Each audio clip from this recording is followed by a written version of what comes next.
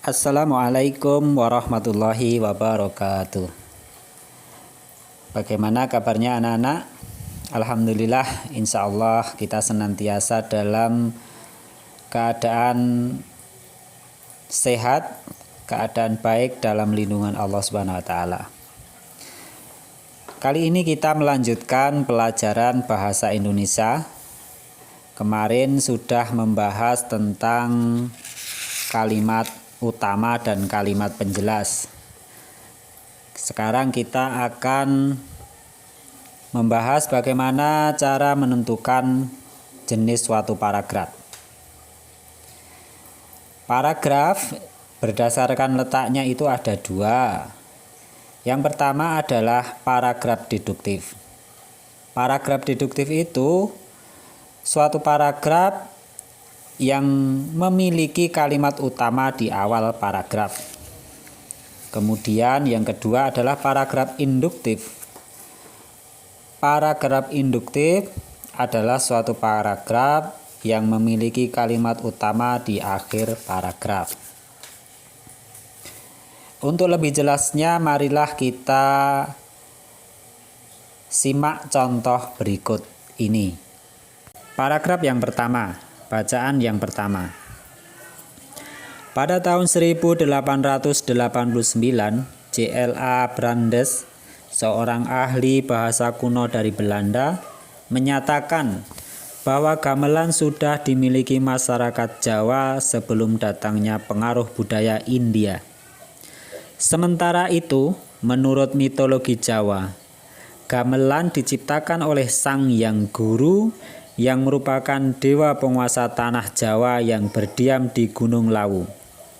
Sang Hyang Guru menciptakan gong untuk memanggil para dewa dan dewi berkumpul di hadapannya. Setelah itu, ia menciptakan alat-alat musik lainnya dengan tujuan agar para dewa dan dewi memahami pesannya melalui bunyi yang berbeda. Alat-alat musik yang diciptakan oleh Sang Hyang Guru itulah yang kemudian menjadi cikal bakal alat musik di kesenian gamelan.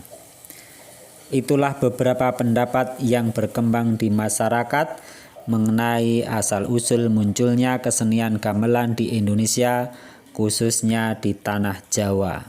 Pada paragraf pertama ini, kalimat utama terdapat di akhir paragraf, yaitu pada kalimat itulah beberapa pendapat yang berkembang di masyarakat mengenai asal mula munculnya kesenian gamelan di Indonesia, khususnya di tanah Jawa.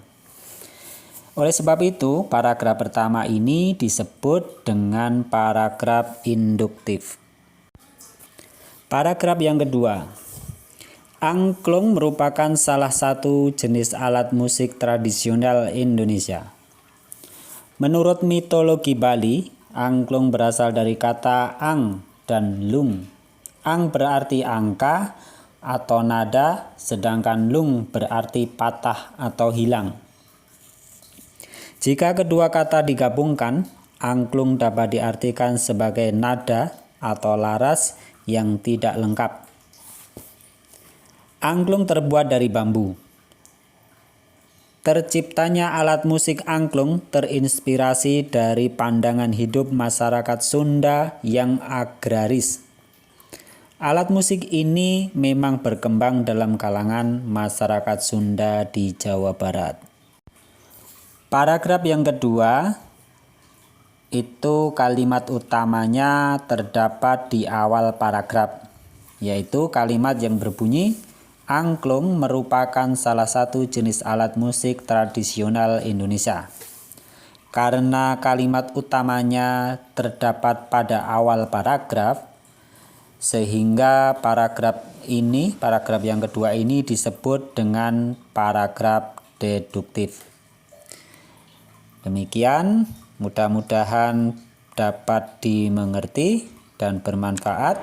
Assalamualaikum warahmatullahi wabarakatuh.